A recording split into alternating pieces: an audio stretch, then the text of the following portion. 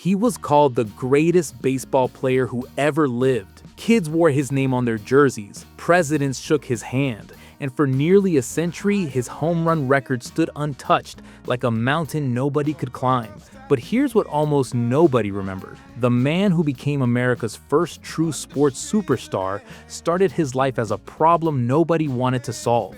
At 7 years old, his own parents signed a legal document handing him over to an institution for troubled boys. Not for a summer, not for a school year, for good. What happened between that moment and the day he became a national legend is stranger, sadder, and more surprising than the highlight reels ever let on. The boy nobody wanted. Before he was Babe, he was George Herman Ruth Jr., born in 1895 in a rough dockside neighborhood of Baltimore, above his father's saloon. Of the 8 children his parents had, only George and one sister survived past infancy, a detail that alone tells you how harsh life was in that household. His parents ran the saloon at all hours, which meant long shifts, exhausted nerves, and very little time left over for a difficult, high-energy son. George ran wild in the streets outside. He skipped school constantly. He got into fights with other kids in the neighborhood. Later in life, he'd admit he'd started drinking and chewing tobacco before he was even old enough to understand what either of those things really did to him. By the time he was 7 years old, his parents had run out of patience and options. Baltimore court records from the era describe him, in the blunt legal language of the time, as incorrigible. His parents made a decision that would have destroyed most children. They signed him over to St. Mary's Industrial School for Boys, a reform school run by Catholic brothers, and for the most part, they left him there. He wasn't sent home for holidays the way most institutionalized kids were in later decades. He simply stayed. It's easy to hear reform school today and picture something bleak, and in many ways it was. St. Mary's housed hundreds of boys at any given time. Some were genuine juvenile offenders, some were orphans, some were, like George, simply kids their families couldn't or wouldn't manage. The boys wore uniforms, followed a strict daily schedule, and were taught a trade alongside their basic schooling. George was trained as a shirt maker, of all things, a skill that has nothing to do with anything he'd eventually become famous for. He would spend most of the next 12 years of his childhood and adolescence within those walls, visited by his family only a handful of times. He wasn't legally an orphan, but he grew up like one. This part of his story rarely makes the highlight reel, but it's arguably the entire reason everything that came after was even possible. Because inside that reform school was an Xavier brother named Matthias Boutillier, a towering, broad-shouldered man who ran discipline at the school and also oversaw its sports programs. Brother Matthias noticed something in the unruly kid nobody else wanted to deal with. Not just raw talent, but a hunger for someone to pay attention to him at all. He gave George structure. He gave him responsibility. And when he put a bat in the boy's hands and started teaching him the mechanics of hitting, something clicked that would eventually reshape an entire sport. Ruth would later say, in interviews given decades afterward as one of the most famous men in America, that Brother Matthias was the greatest man he'd ever known. A striking statement from someone who spent his adult life surrounded by presidents, celebrities, and kings. The kid who became Babe. By his teenage years at St. Mary's, George Ruth wasn't just good at baseball, he was absurd. He played every position on the field at one time or another, but it was as a left-handed pitcher and hitter that he truly stood out, throwing with a power and accuracy scouts had rarely seen from a teenager, and hitting the ball distances that made grown men stop and stare. Word started to spread beyond the walls of the reform school, carried by local sports writers and amateur league contacts who couldn't quite believe what they were watching. In February of 1914, at 19 years old, George signed his first professional contract with the minor league Baltimore Orioles. Here's where the nickname comes in, and the real story is almost too simple to believe.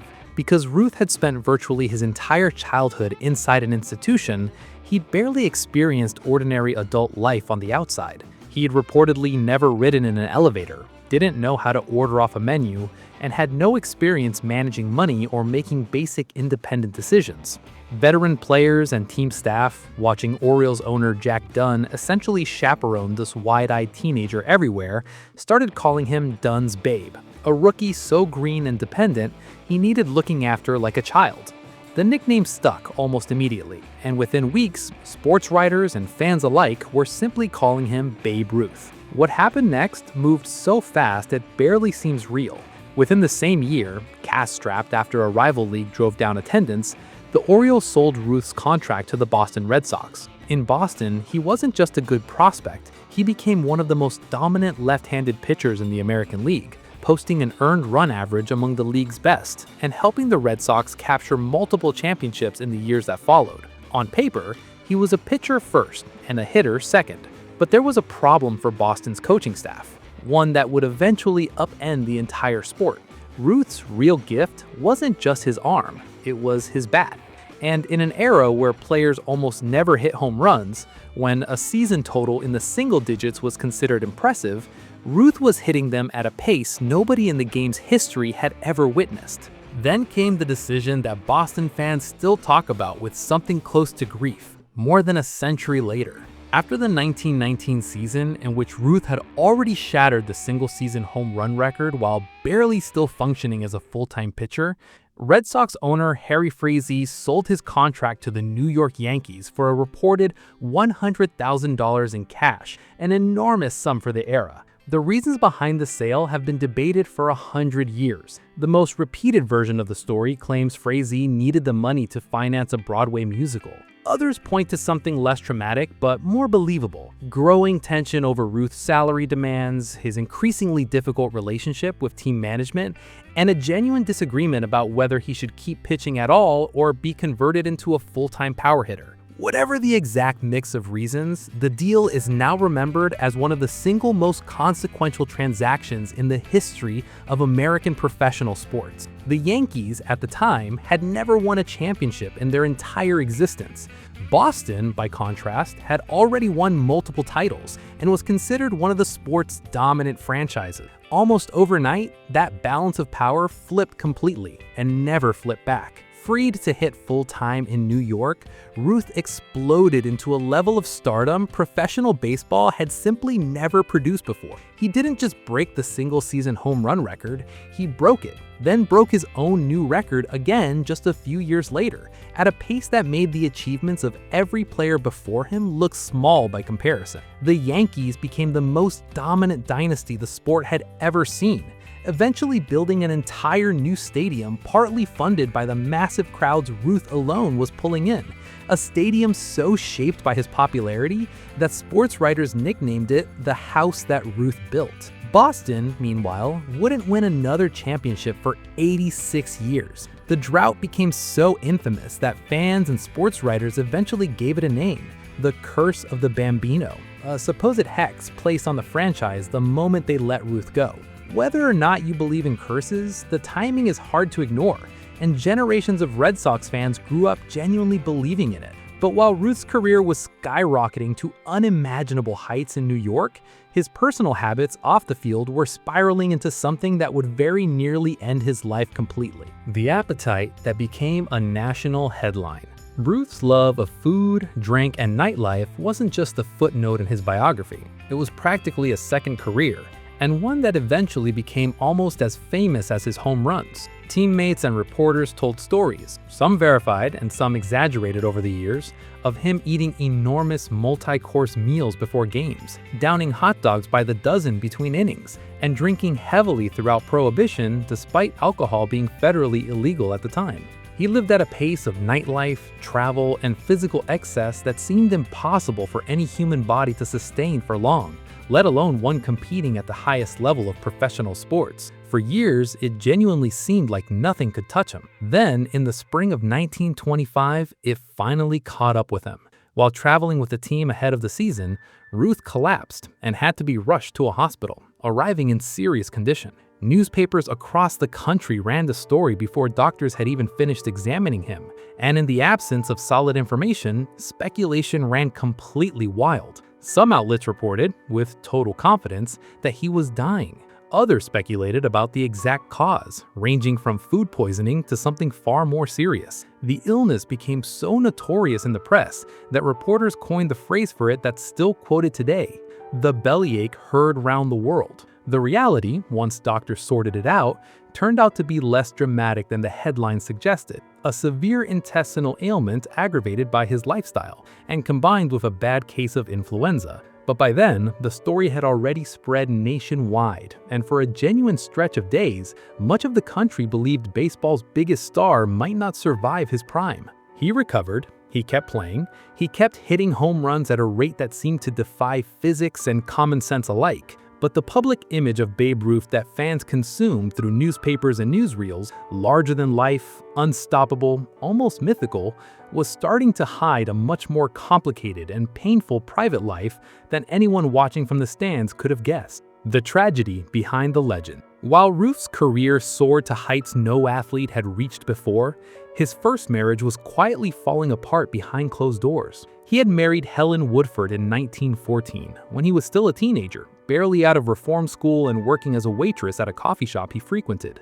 As his fame exploded through the 1920s, the marriage grew more and more distant, strained by his constant travel, his very public nightlife, and a lifestyle that left little room for a quiet home life. By the middle of the decade, the couple had effectively separated, though a formal public divorce was rare, difficult, and socially damaging at the time, especially for a devout Catholic public figure like Ruth, whose entire upbringing had been shaped by the church. Helen moved away from the spotlight entirely, eventually living quietly outside the city with another man, largely out of the public eye, and almost never mentioned in the press coverage that followed his husband everywhere he went. Then, in January of 1929, tragedy struck.